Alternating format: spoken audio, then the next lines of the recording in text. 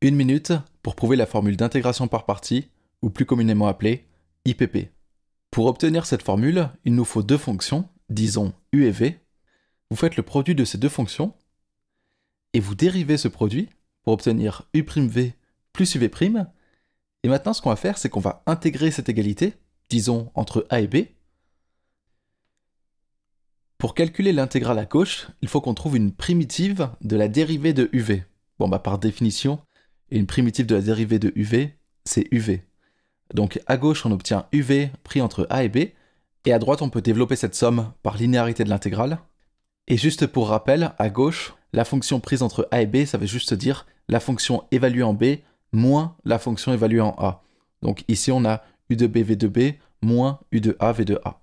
Et en fait, la formule d'intégration par partie, c'est rien d'autre que ça. Ou pour être plus exact, c'est cette égalité un tout petit peu réarrangée.